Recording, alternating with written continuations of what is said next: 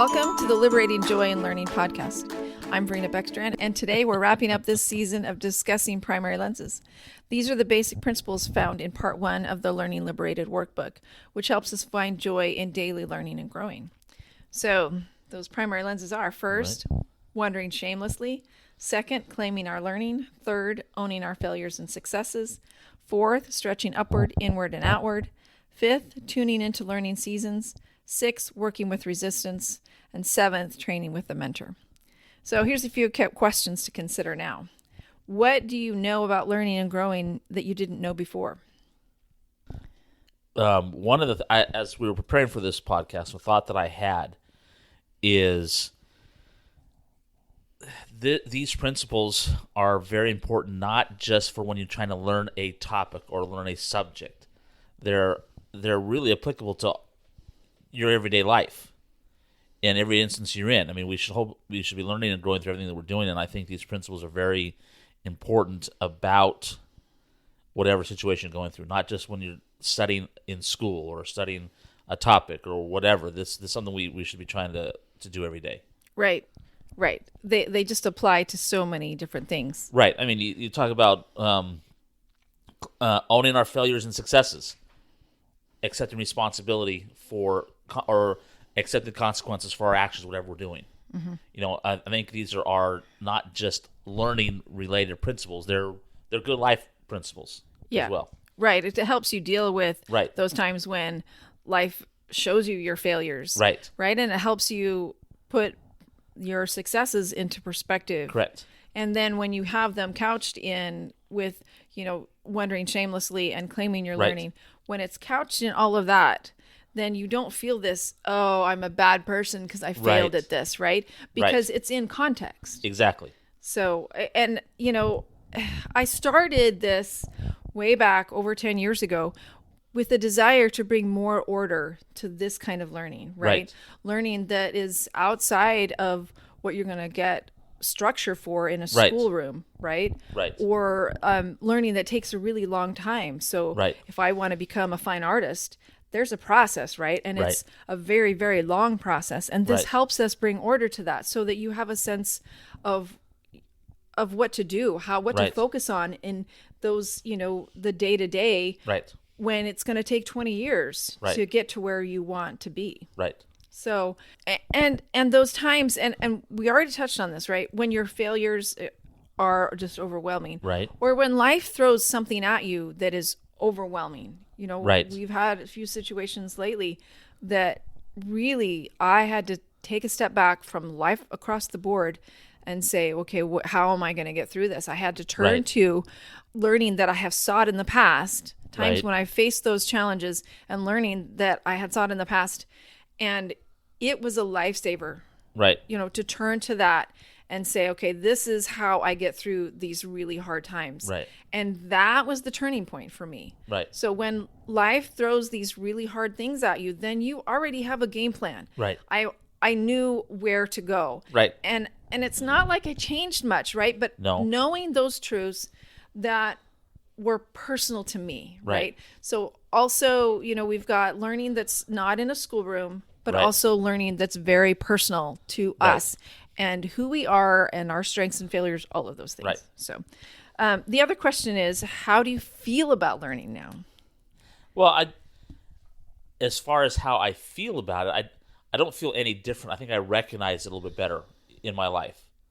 Going through these principles, I understand how I am learning things, or that I am learning, that I'm not just coasting, that by understanding some of these principles, that training with a mentor or working with resistance, those things, I can see those in my, and I'm because I can recognize them, I'm more proactive, I think, in picking up whatever I'm learning. Right now, it's a lot has to do with work, and bettering myself in my job. We've talked about disc golf throughout this whole thing. I can see myself getting better with some of the, just in the last couple of weeks, with some of the tips I picked up from our son, who's a lot better player than I am, and I've been able to see I can, pick up on some of those things, and so it makes me feel better about myself. So not only are we recognizing where we already are learning, but Right. where we maybe didn't care about learning, Right. it's easier to care about it. Right. Because we have the tools to make it effective. Yes. Yes.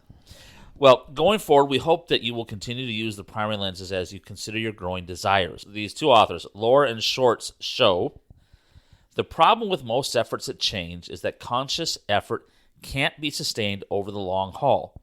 Will and discipline are far more limited resources than most of us realize. We hope that you'll be kind to yourself in your learning efforts, kind enough to at least begin if you haven't. We also hope that you'll approach learning as a little child does when learning to walk, cautious and yet determined no matter what challenges come your way to pursue your growing desires. Kathy C. Loffman asks us, as children and even as parents, we look forward to and celebrate at every milestone. When do we stop doing that? We stop seeing learning as something we should continue doing. We stop thinking about change as growth. We stop seeing our evolution as a celebration and start seeing it as something else. Hey, I just want to jump in. Kathy Lawman is a local here in the Spring area, so Okay. I just wanted to put a plug in for her. Okay. She has an amazing book, and we will put that in with our in our Facebook Right. post. So and the to it, information yeah. about this, so that you can. She has an amazing book. But that's something that's very important. I love the questions he asked. When did we stop looking forward and celebrating change? Right. Looking back at it, I don't know when I stopped doing that, but as a child, I mean, as we watched our children grow, they were so excited about every new thing they did. Learning to walk, they talk about learning to walk cautiously but determinedly.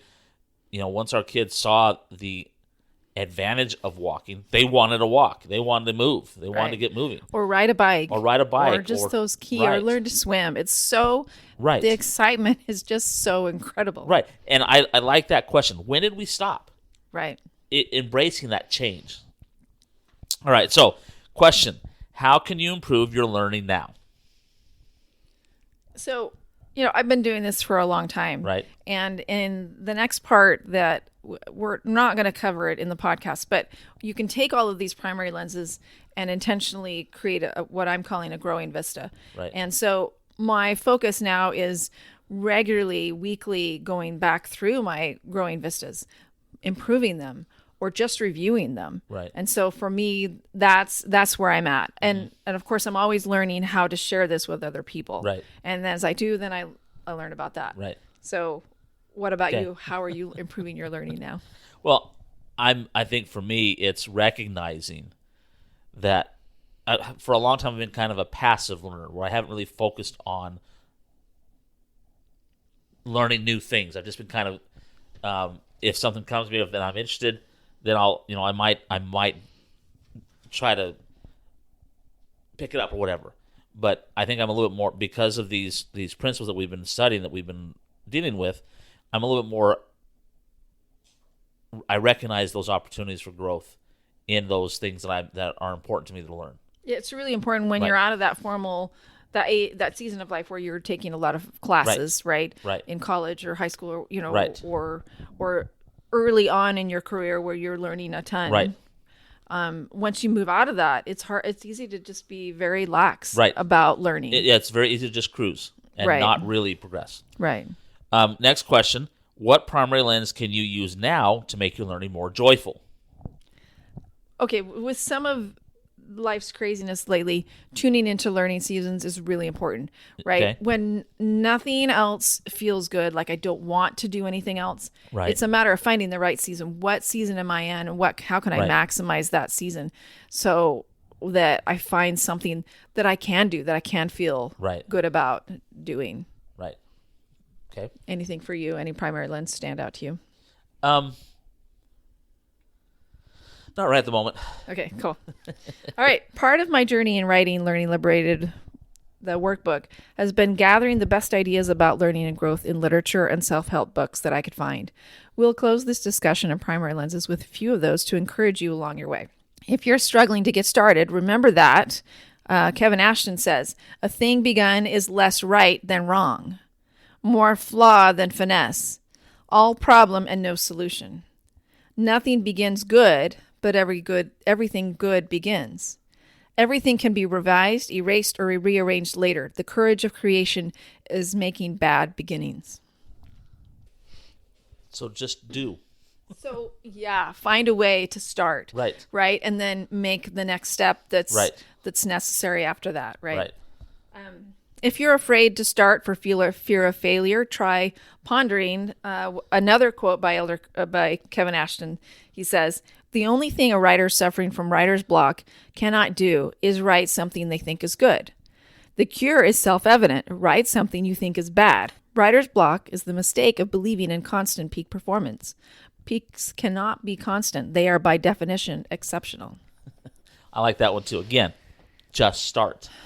Yes. Don't worry about whether you're going to fail or succeed. Just start. Right. And he also said, so I really love this book, How to Fly a Horse by Kevin Ashton. So here's another quote from him. "All stories of creators tell the same truth, that creating is extraordinary, but creators are human, that everything right with us can fix anything wrong with us, and that progress is not an inevitable consequence, but an individual choice. Necessity is not the mother of invention. You are." Yes. And this one more quote here.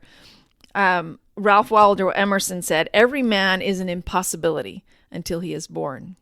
Everything impossible until we see a success." Right. So we wish you all the best as you continue this journey to liberate your learning perspectives and applications. And we hope you'll hang in there when it doesn't feel liberating. Now, in part 2 of the Learning Liberated workbook, we create learning systems using primary lenses by sketching in and using growing vistas to reach our growing desires. That's what Verena was mentioning earlier. Shaping our growing vistas helps us use primary lenses to understand and maximize the elusive, ongoing learning process. By making a growing vista, you develop a system for the specific learning and growing that you seek. And here are a few of the principles covered in that part of the workbook. We liberate our application of learning when we create learning vistas by defining each or any primary lens for a particular growing desire. The more specifically and descriptively our learning claims are sketched in, the stronger the impact on our ability to achieve them. Some of the strongest sources of motivation for our learning and growth come from our tumble through the opposition of our failures and successes.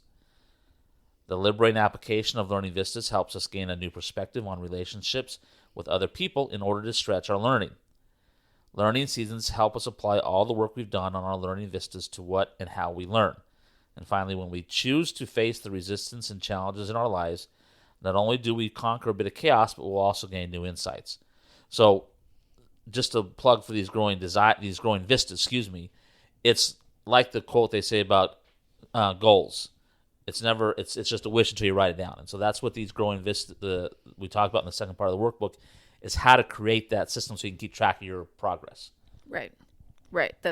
It's just, essentially I've done this for a long time. This is what I've learned about how to apply these principles so that it isn't just something you think about, which is powerful in and of itself. Right. But if you're ready to move beyond that, and I'm going to add a seventh point, at some point we want to start teaching classes, and that seventh, I love this, 7 primary lenses and 7 parts of part 2, right?